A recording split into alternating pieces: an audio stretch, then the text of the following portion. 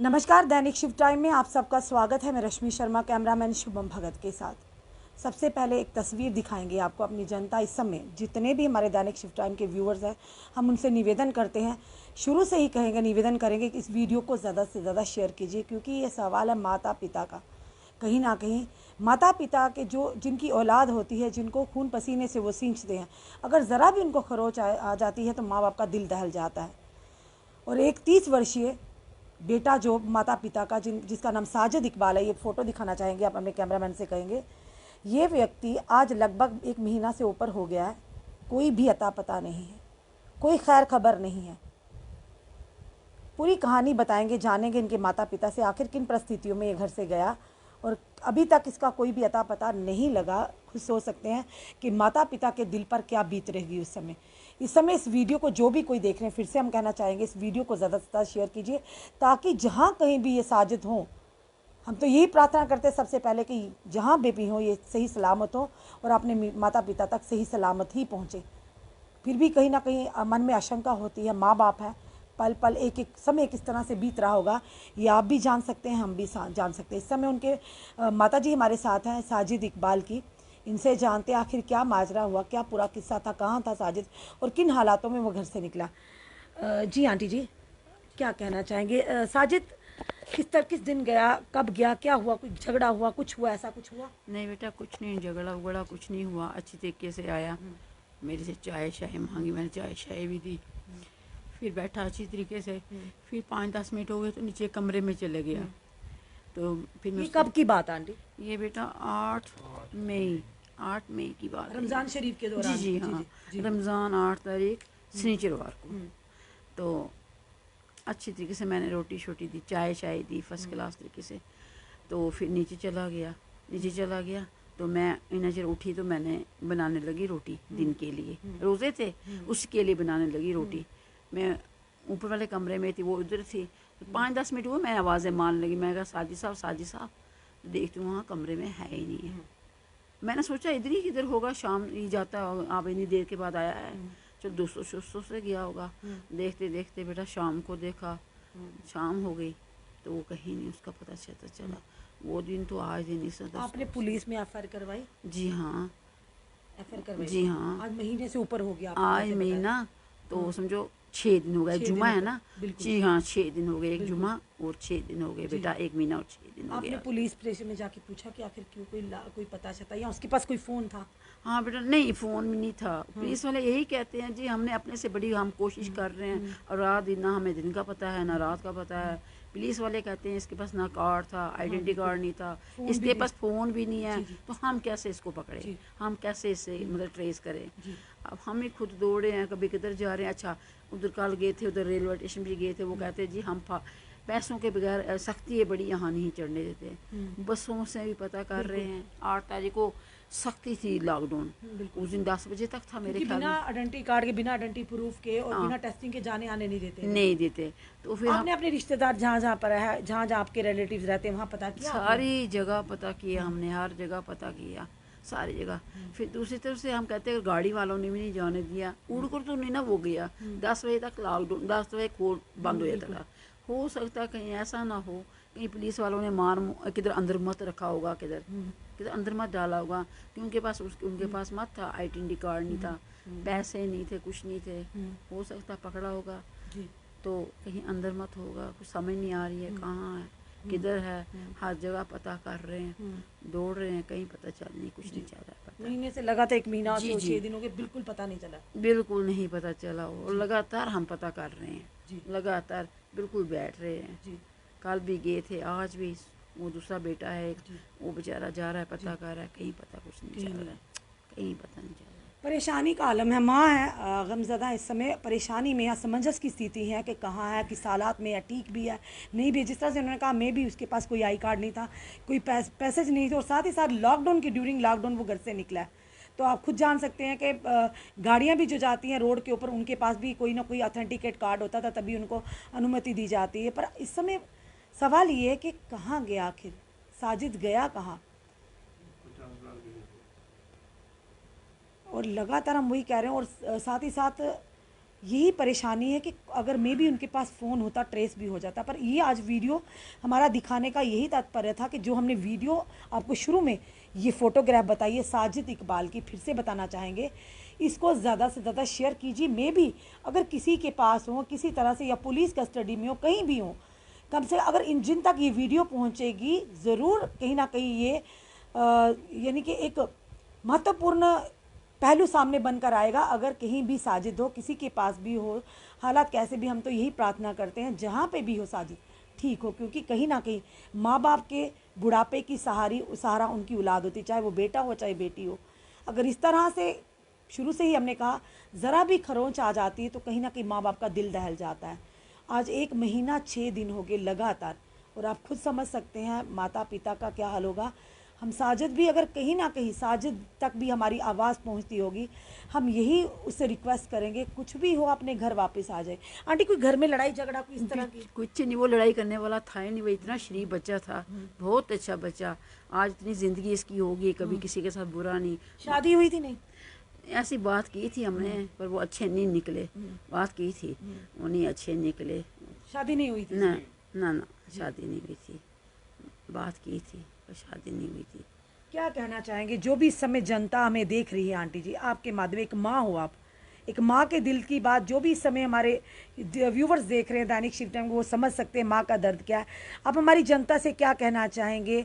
दुआ तो हर कोई करता है, ऐसी बात नहीं है, क्योंकि हर एक के आगे औलाद, हर माता पिता भी हैं, भाई बहन भी हैं, तो कहीं ना कहीं हम यही कहेंगे कि जहाँ कहीं भी हो साजिद सही सलामत। तो आप हमारी जनता से किस तरह की मदद चाहती हैं? बस बेटा यही मैं चाहती हूँ, यही कहीं भी है ये 1 महीना तो 6 दिन हो गए हैं इसको, तो ऊपर से थोड़ा सा इसने टेंशन पकड़ी हुई थी, तो दवाई खाता रहता था ये थोड़ी थोड़ी।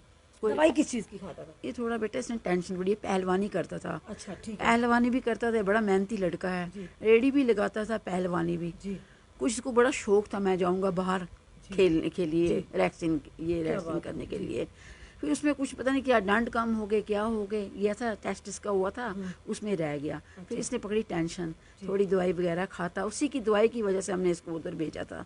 1 टिक्की खाता है सुबह शाम। आज 1 महीना तो कहाँ भेजा था इसको आंटी? वहाँ बेटा रिहैब सेंटर? जी जी। तब नशा वशा करता था? कुछ नहीं, नशा नहीं। फिर क्यों भेजा था वहाँ? यही इसने टेंशन पकड़ी हुई थी। टेंशन पकड़ ली हाँ, दवाई मेरे कहने से नहीं खाता, कहता मुझे कोई तकलीफ थोड़ी है, मैं बीमार थोड़ी, नहीं खाऊंगा। आप इसको टेंशन की दवाई देते थे? जी जी जी, ठीक हाँ है। हाँ हाँ, मैं डिप्रेशन की दवाई देती थी, वो भी छुप के खाता नहीं था, मानता ही नहीं था, इसलिए हमने बेटा वहाँ भेजा था। रिहैब सेंटर में कितनी देर रहा वहाँ पे? वहाँ बेटा 9 महीने रहा बेचारा, 9 महीने रहा। ठीक था वहाँ? बिल्कुल ठीक? बिल्कुल ठीक। आया भी वो तब भी ठीक, जब वहाँ से आया तब भी ठीक था, अच्छा फर्स्ट क्लास। बाकी रहा, आज तक किसी से लड़ाई नहीं की है, घर में नहीं उसने कभी ऊंचा बोला, बाहर की तो बात ही नहीं है, कभी नहीं ऊंचा बोला। बहुत हमदर्द, अच्छा बेटा, बड़ा अच्छा।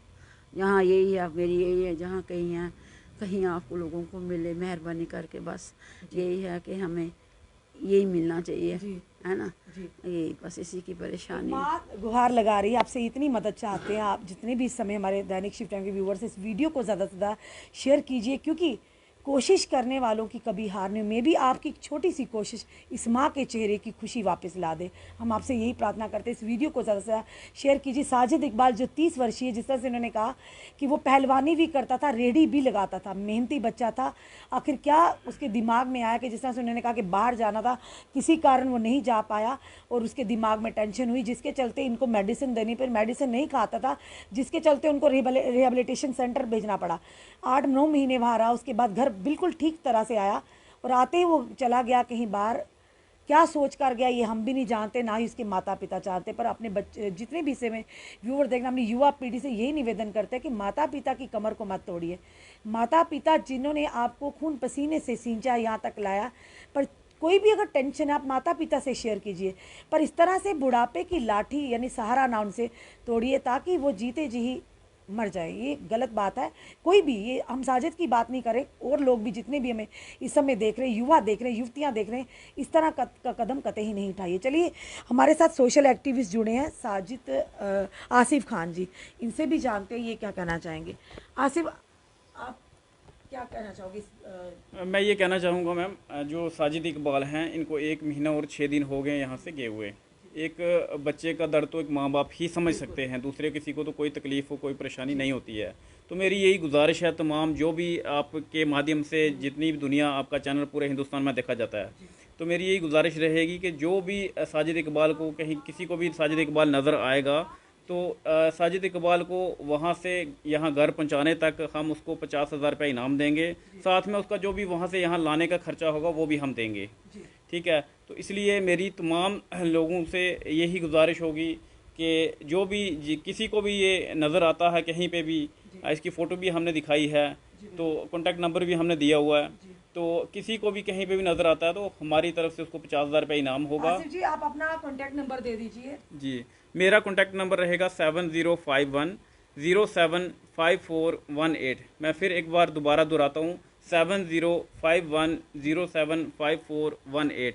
जिस भी बंदे को साजिद इकबाल मिलेगा या कहीं दिखेगा वो हमारे तक हमें बताएगा, अगर नहीं भी घर तक पहुंचाएगा खाली बताएगा तब भी हम उसको 50,000 रुपये इनाम देंगे, घर तक पहुंचाएगा तो हम उसको वो खर्चा भी देंगे, खाने पीने का भी खर्चा दे देंगे हम उसको।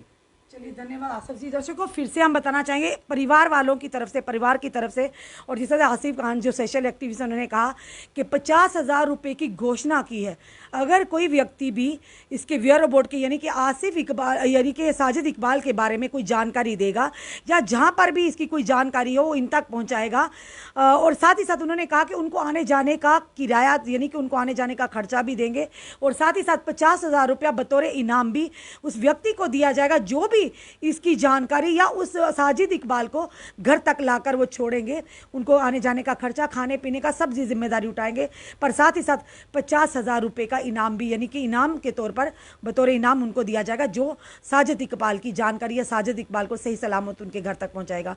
दर्शकों फिर से हम कहेंगे, आपको बार बार कहेंगे, क्योंकि एक माँ की, एक पिता की, एक भाई बहन की पीड़ा हम समझ सकते हैं कि आखिर इस परिवार का इनके लिए एक एक पल कितना कठिन गुजर रहा होगा, ये हम भली भांति जानते हैं, आप भी जानते हैं।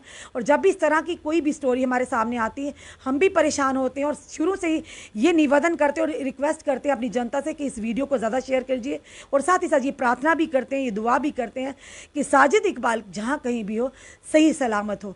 क्योंकि जिस तरह से उन्होंने कहा वो चुप चुप रहने वाला बच्चा, मेहनती बच्चा, कई बार ऐसा भी होता है कि हालात हमारे अनुकूल नहीं होते, परिस्थितियां हमारे अनुकूल नहीं होती, जिसके चलते इंसान जो चाहता वो नहीं कर पाता, और जिसके चलते मानसिकता संतुलन बिगड़ भी जाता है इंसान का सोच से, पर ऐसा नहीं करना चाहिए। जी मैं ये बताना चाहूँगा कि एडमिनिस्ट्रेशन ने इसमें हमारी आज तक अभी तक कोई हेल्प नहीं की है।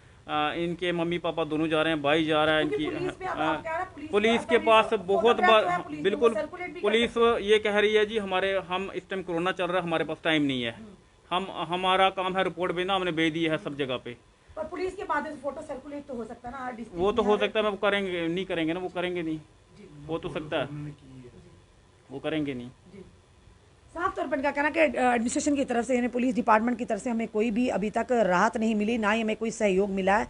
पर फिर से हम अपने आला अधिकारी पुलिस डिपार्टमेंट के भी कहेंगे कि एक परिवार का सवाल है, एक माँ बाप का सवाल है, उनके दुख दर्द का सवाल है कि आज 1 महीना 6 दिन हो गया समंजस की स्थिति में कि वो सही है या नहीं है, किस हालात में है, आप खुद समझ सकते हैं। तो इस पर कार्रवाई ज़रूर होनी चाहिए, ज़रूर इनिशिएट लिया जाना चाहिए। इस फोटो को जो भी अगर पुलिस डिपार्टमेंट के पुलिस थाना के पास प्रभारी के पास पहुँचा, इस फोटो को ही सर्कुलेट करिए हर जगह, हर थाना में, हर डिस्ट्रिक्ट में करिए, ताकि साजिद इकबाल जहाँ कहीं भी हो, कहीं ना कहीं किसी के भी अगर किसी के संपर्क में आता तो तुरंत उनके परिवार को खबर दी जाए। जिस तरह से आसिफ जी ने अपना नंबर भी फ्लैश किया, अगर किसी भी व्यक्ति को जो भी समय हमें देख रहे हैं कोई भी जानकारी मिलती है आप तुरंत हमें कॉल कर सकते हैं। आसिफ इकबाल जी यानी आसिफ खान जी ने जो नंबर दिया आप उस पर भी संपर्क कर सकते हैं। आप लोगों की मदद, आप लोगों की सहायता से किसी परिवार की खुशी वापस लौट सकती है। तो चलिए देखते हैं, हम भी कोशिश करेंगे जो कि साजिद इकबाल को ढूंढने में जो हमसे हो पड़ेगा। ये फोटोग्राफ हम अपने ऑफिशियल पेज पर भी फ्लैश कर देंगे फ़ोन नंबर के साथ। तो आप लोगों की मदद भी चाहिए, आप लोग हमेशा जनता सर्वोपरि है, जनता का सहयोग बहुत ही अनिवार्य है। तो जुड़े रहिए ऐसे ही हमारे साथ अगले अपडेट के लिए। जय हिंद, जय भारत।